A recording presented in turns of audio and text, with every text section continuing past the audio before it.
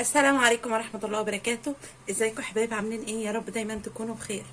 النهارده ان شاء الله هنعمل مع بعض اكلة حلوة جدا وسهل قوي، ما تاخدش معانا وقت كتير. هنعمل ان شاء الله المكرونة بالتونة. هنشوف بقى المقادير بتاعة المكرونة. عندي هنا كيسين مكرونة، انا مستعملة ليه المكرونة المقصوصة، ممكن تستعملي اي نوع تاني براحتك. وعندي هنا بصلتين متوسطين متقطعين مكعبات، وهنا برضو طماطم متقطعه مكعبات، دول حوالي 4 حبات طماطم متقطعه قطع صغيره. وعندي هنا برضو فلفل رومي وفلفل حامي متقطعه برضو قطع صغيره. وعندي 4 معالق صلصه طماطم، دي صلصه بيتي، ممكن تستعملي الصلصه الجاهزه. وهنا كمان عندي علبتين تونه. بس هي دي المقادير بتاعتنا.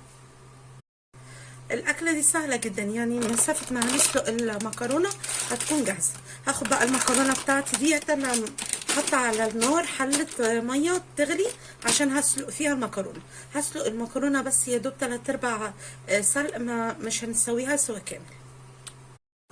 انا خلاص حطيت المكرونه على النار تتسلق، هبتدي بقى اجهز الصلصه بتاعه الطماطم. هنا حطيت حله على النار وفيها شويه زيت وسبته يسخن، وهحط بقى عليه البصل.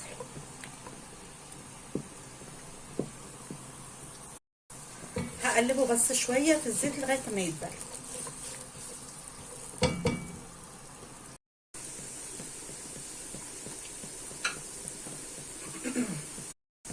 كده خلاص عندي البصله هي اتدبلت.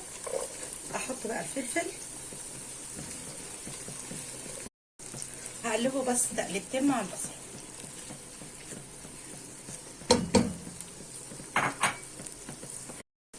واحط كمان الطماطم والصلصه،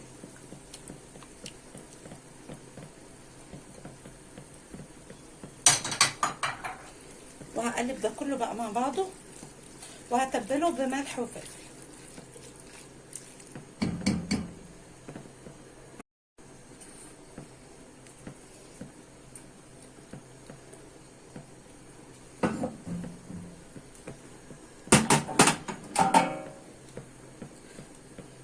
ده كده عندي الملح والفلفل، وهقلب ده كله بقى مع بعضه.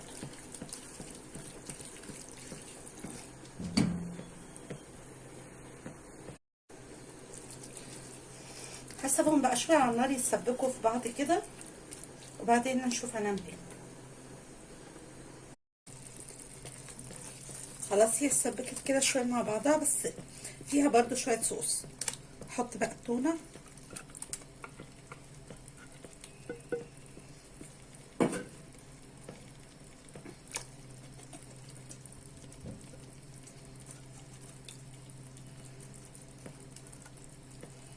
يا لذيذ،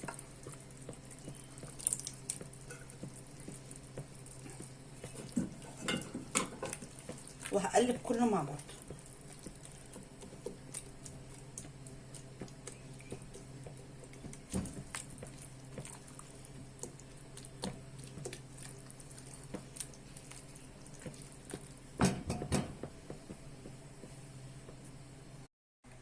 هحط بقى دلوقتي المكرونه واسخنها مع الصلصه.